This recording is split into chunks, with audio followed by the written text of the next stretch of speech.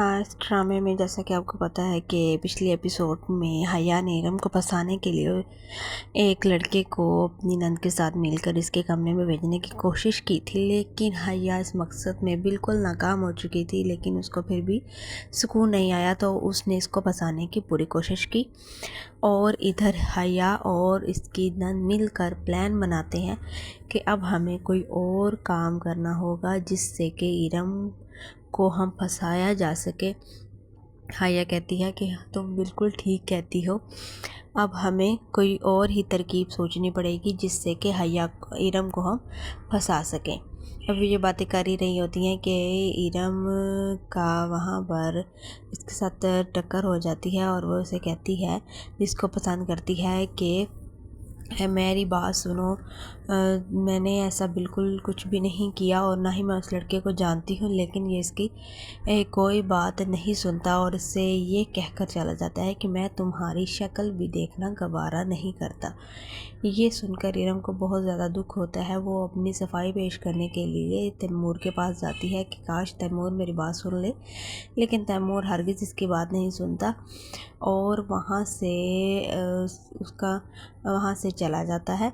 और उसकी यहाँ पर माँ इरम को समझाती है कि तुम अब इस बात का पीछा छोड़ दो, क्योंकि अब इसके बाद अब जो वाक़या हुआ है, लड़के वाला लोग तुम पर ही उंगलियाँ उठाएंगे, तुम्हें जवाब देना पड़ेगा। तो तुम्हारे लिए बेहतर यही होगा कि तुम चुपचाप अपने कमरे में चली जाओ। लेकिन इरम किसी तरह नहीं मानती और उधर भाभी बेगम को भी सब कुछ पता चल जाता है और भाभी बेगम ये सोच रही होती है कि आखिर अब क्या करना चाहिए, क्योंकि अब इरम की हकीकत उनके सामने खुलने वाली है और वो इस बात को लेकर बहुत ज़्यादा परेशान भी हैं कि आखिर मेरे घर का ये किस तरह का माहौल बन गया है, ये क्या मामला चल रहे हैं। हया बहुत डर चुकी है और वो तैमूर से अपने शौहर से बात करती है और वो उसे कहती है कि मेरी तुम्हारी मम्मा के सामने बहुत ज़्यादा इज़्ज़त है, तो उन्हें समझाओ कि ऐसा कुछ भी नहीं है। तो तैमूर से समझाता है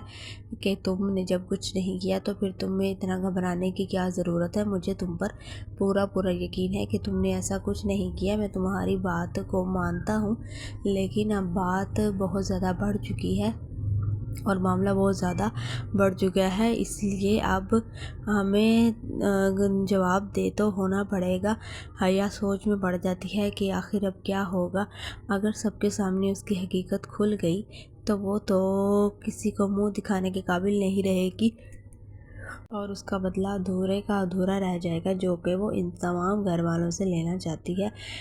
लेकिन फिर भी हया बहुत ही ज़्यादा लालची औरत है और वो किसी की नहीं सुनती और वो किसी की नहीं मानती और वो इरम की अम्मी को भी बातें सुनाने से बाज नहीं आती। हर जगह उनके ऊपर ताका झांकी पे लगी रहती है कि इन्हें कोई बात मिले हया को और वो जाकर अपनी सासू माँ के सामने इसको बता दे और दिल ही दिल में वो इनके ख़िलाफ़ बहुत ज़्यादा नफ़रत पाले हुए है और यही सोचती रहती है हर वक्त कि वो ऐसा क्या करे कि इनको घर से निकलवा दे और इस घर पर सिर्फ़ और सिर्फ हया का राज है। लेकिन ऐसा नहीं होता और सबके सामने हया की हकीकत आने वाली है। जब हया की हकीकत सबके सामने आएगी तो हया वहीं की वहीं खड़ी रह जाती है और उसे कुछ समझ नहीं आता कि आखिर अब क्या होगा और अब वो किसी को जवाब देगी कि आखिर उसने ये सब कुछ नहीं किया। लेकिन भाभी बेगम, तैमूर और इरम जब सब इकट्ठे हो जाते हैं तो फिर वहाँ पर यही डिस्कशन चल रही होती है कि आखिर वो इंसान कौन है और मैं उसका पता लगा कर रहूँगी कि जिसने मेरी किरदार के ऊपर उंगली उठाई है, मेरे करैक्टर को ख़राब किया है, मैं इसको कभी भी माफ़ नहीं करूँगी। और फिर इरम को उसकी हया की हकीकत पता। देखिए हया कल रात 9 बजे सिर्फ जियो पर।